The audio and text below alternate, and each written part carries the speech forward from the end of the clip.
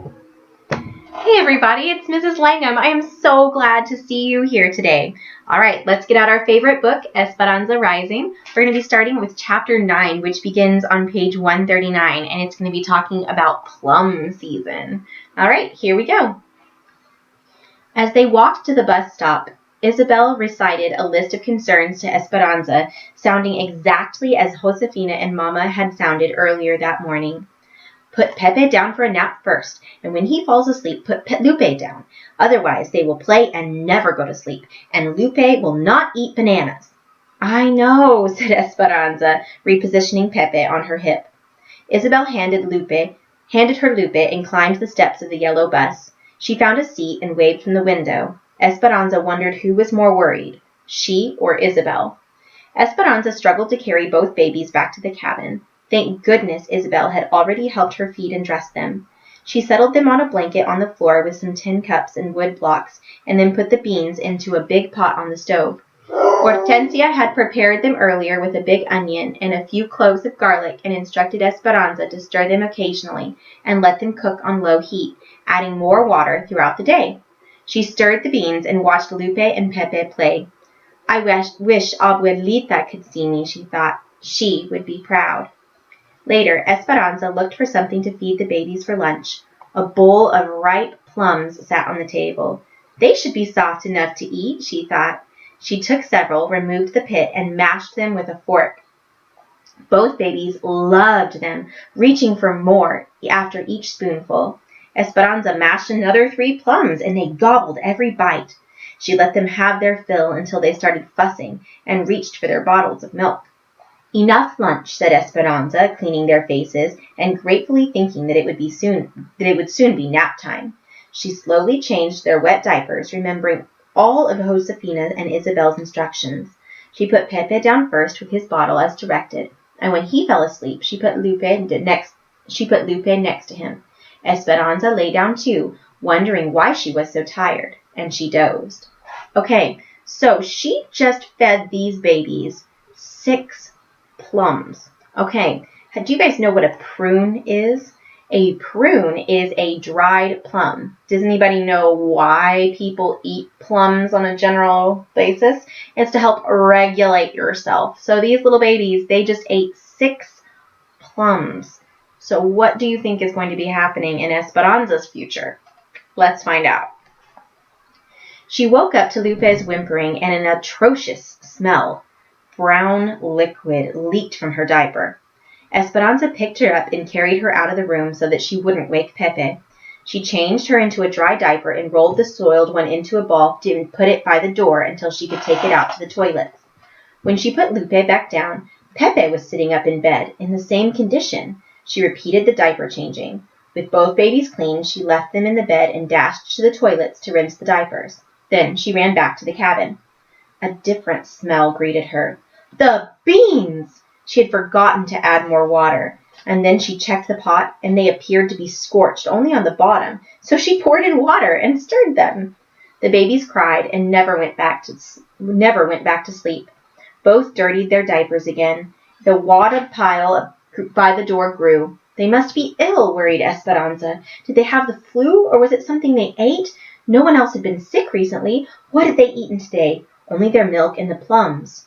Ugh, the plums, she groaned. They must have been too hard on their stomachs. What did Hortensia give her when she was a child and was sick? She tried to remember. Rice water. But how did she make it?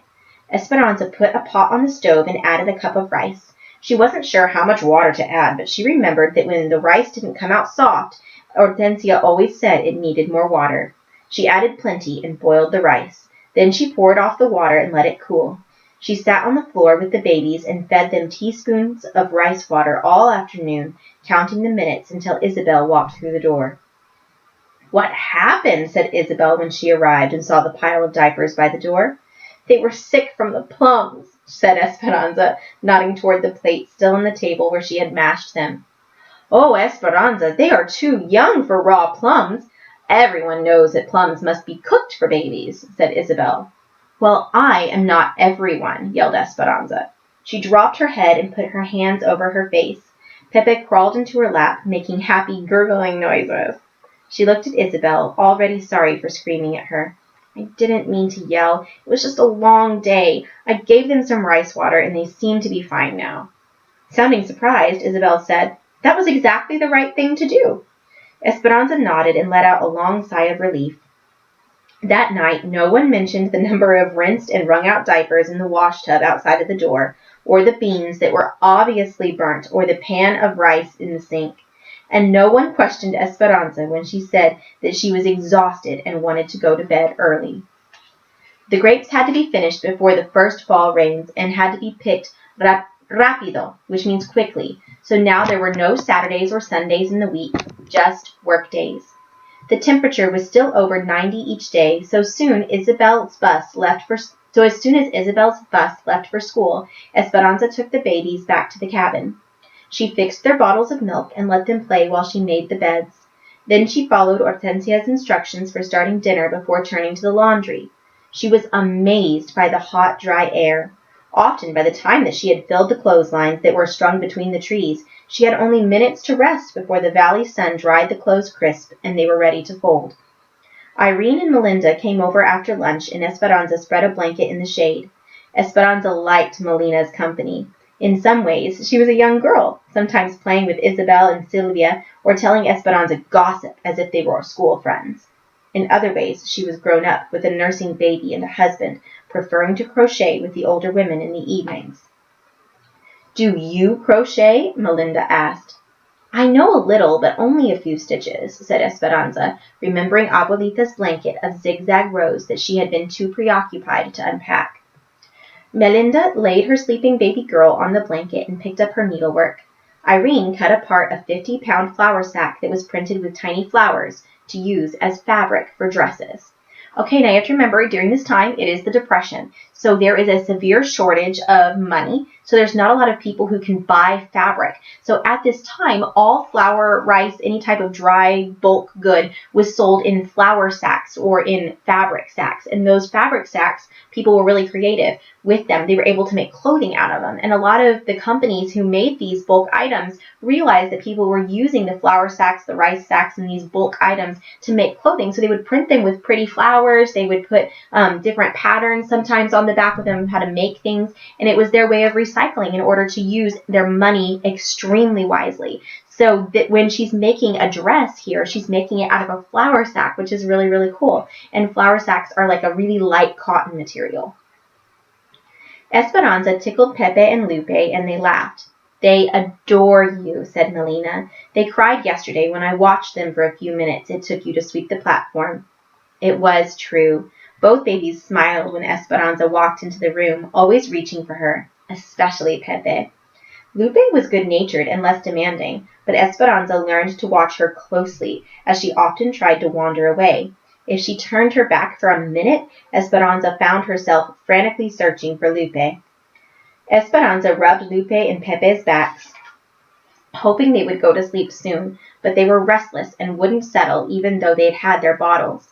The afternoon sky looked peculiar, tinged with yellow, and there was so much static in the air that the baby's soft hair stuck out. Today is the day of the strike, said Melinda. I heard that they were going to walk out this morning. Everyone was talking about it last night at the table, said Esperanza. Alfonso said that he is glad that everyone from our camp agreed to continue working. He is proud that we won't strike. Irene continued working on the flour sack and shaking her head. So many Mexicans have the revolution still in their blood. I am sympathetic to those who are striking, and I'm sympathetic to those of us who want to keep working. We all want the same things. We want to eat and feed our children. Esperanza nodded. She had decided that if she and Mama were to get Abuelita here, they could not afford to strike. Not now, not when they so desperately needed money and a roof over their heads. She worried about what many were saying. If they didn't work, the people from Oklahoma would happily take their jobs. Then what would they do? A sudden blast of hot wind took the flour sack from Irene's hand and carried it into the fields.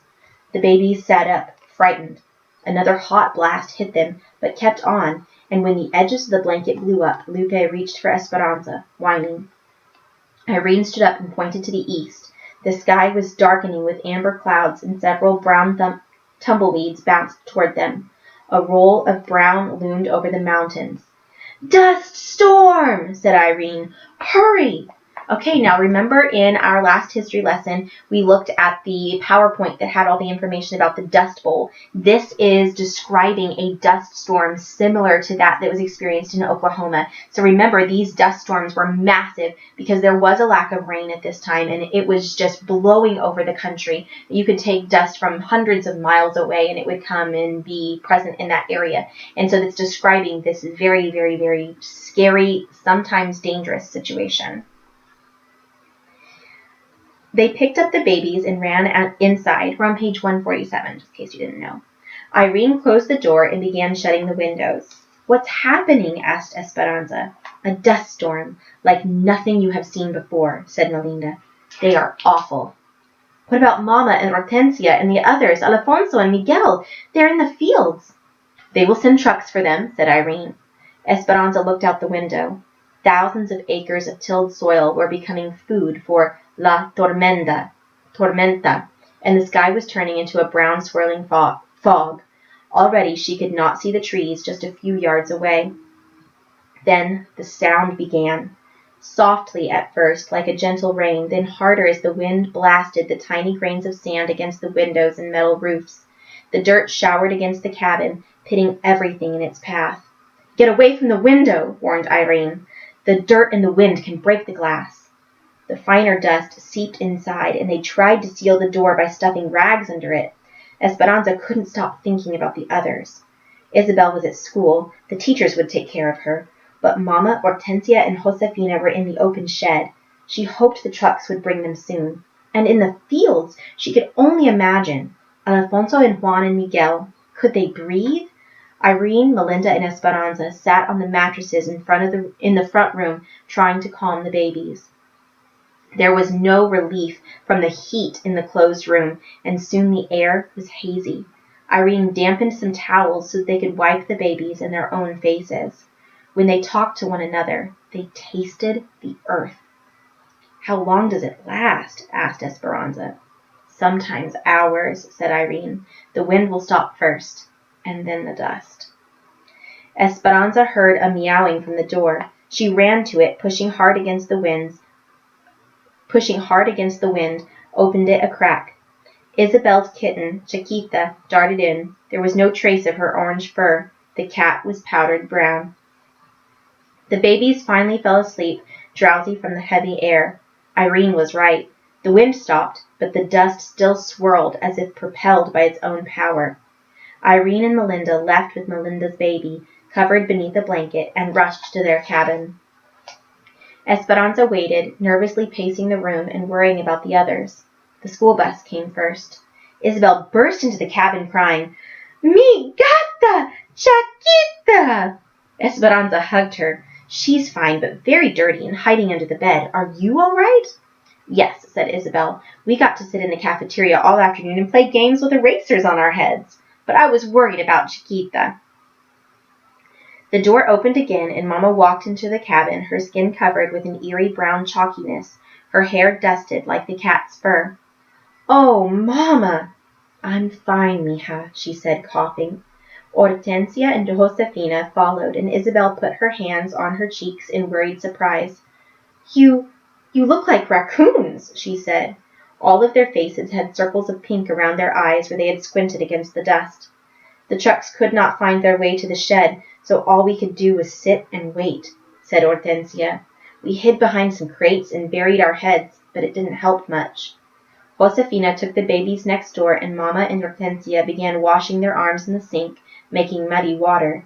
Mama continued to cough. "What about Alfonso and Juan and Miguel?" asked Esperanza. "If the trucks could not get to us, they could not get to the fields." "We will have to wait," said Hortensia, exchanging a worried look with Mama. A few hours later, Juan, Alfonso, and Miguel arrived, their clothes stiff and brown, all of them coughing and clearing their throats every few minutes. Their faces were so encrusted with dry dirt that they reminded Esperanza of cracked pottery. They took turns rinsing in the sink, the pile of brown clothes growing in the basket. When Esperanza looked outside, she could almost see the trees, but the dust was still thick in the air. Mama had a coughing spasm, and Hortensia tried to settle her with a glass of water. When the adults all finally sat down at the table, Esperanza asked, "What happened with the strike?" "There was no strike," said Alfonso. "We heard that they were all ready and that there were hundreds of them. They had their signs. But then the storm hit. The cotton is next to the ground, and the fields now are buried in dirt and cannot be picked. Tomorrow they will have no jobs because of an act of God." "What will we do tomorrow?" asked Esperanza. "The grapes are higher off the ground," said Alfonso. "The trunks of the vines are covered, but the fruit was not affected. The grapes are ready and cannot wait. So, mañana, we will go back to work." The next morning the sky was blue and calm, and the dust had left the air. It had settled on the world, covering everything like a suede blanket. Everyone who lived at the camp shook out the powdery soil, went back to work, and came home again as if nothing had happened. In a week they finished cutting the grapes, and then while they finished packing the grapes, they were already talking about preparing for the potatoes. The camp routine repeated itself like a regimented row in the fields. Very little seemed to change, thought Esperanza, except the needs of the earth. And Mama had changed, because after the storm, she never stopped coughing. Okay, remember at the end of the last chapter when Mama had mentioned that Esperanza was going to need to be very brave and very strong, and we had talked about how that was kind of an act of foreshadowing by the author, kind of giving us an idea that something looming, that something bad, something dark was happening. And then here it just said that the storm changed Mama, because after the storm, she never stopped coughing. So what do you think is going to happen to Mama? What are your speculations? What is your hypothesis about what's going to happen in the story? "Mama, you are so pale," said Esperanza. Mama carefully walked into the cabin as if she were trying to keep her balance, and slumped into the chair in the kitchen. Hortensia was bustling behind her. "I am going to make her chicken soup with lots of garlic." She had to sit down at work today because she felt faint, but it was no wonder because she was not eating. Look at her. She's lost weight. She has not been herself since that storm that was a month ago. I think she should go see a doctor. "Mama, listen to her," pleaded Esperanza. Mama looked at her weakly. "I'm fine, just tired. I'm not used to the work, and I've told you, doctors are very expensive." "Irene and Melinda are coming over after dinner to crochet," said Esperanza. She thought that would cheer Mama. "You sit with them," said Mama. "I'm going to lie down until the soup is ready, because I have a headache. Then, after dinner, I'll go straight to bed and get good rest. I'll be fine." She coughed, got up, and slowly walked from the room. Hortensia looked at Esperanza, shaking her head. A few hours later, Esperanza stood over Mama. "Your soup is ready, Mama." But she didn't move. "Mama, dinner," said Esperanza, reaching for her arm and gently shaking her. Mama's arm was burning. Her cheeks were flushed red, and she wasn't waking. Esperanza felt panic squeezing her, and she screamed, "Hortensia!" The doctor came.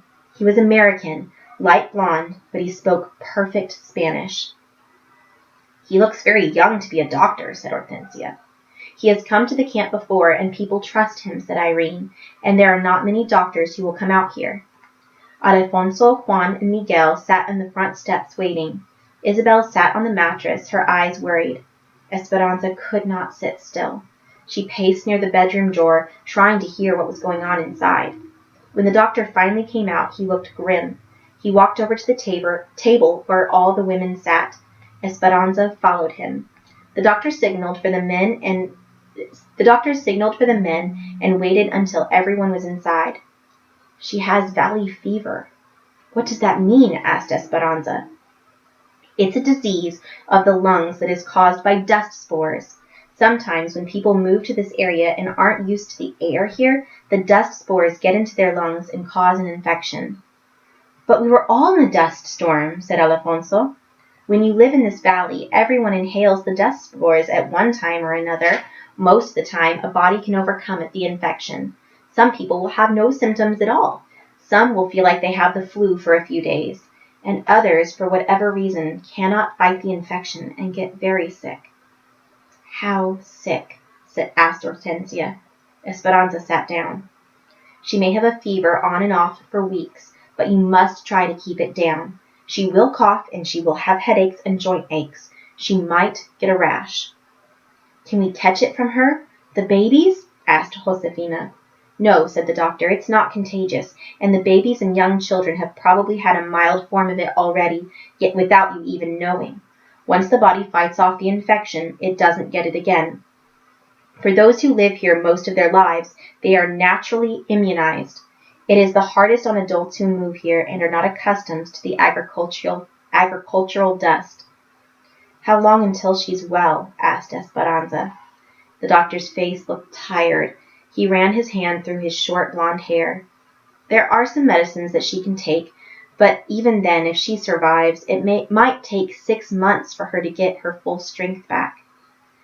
Esperanza felt Alfonso behind her, putting his hands on her shoulders. She felt the blood drain from her face.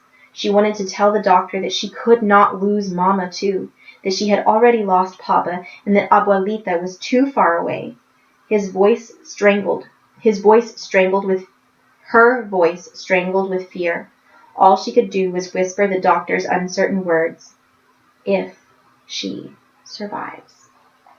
Okay, this is a really hard chapter to end on because it's really sad and it gives us this really big idea that there is looming hardship ahead for Esperanza. But anyway, I hope you are enjoying this book and I hope that you can find hope in it. The name Esperanza actually means hope.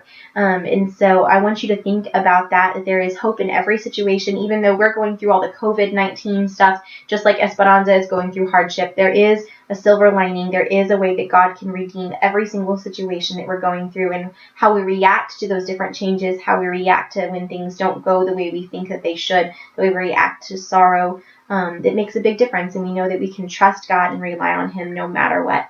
All right, guys, I hope you're having a great day. I hope you have a great Easter, and I will see you soon. Bye.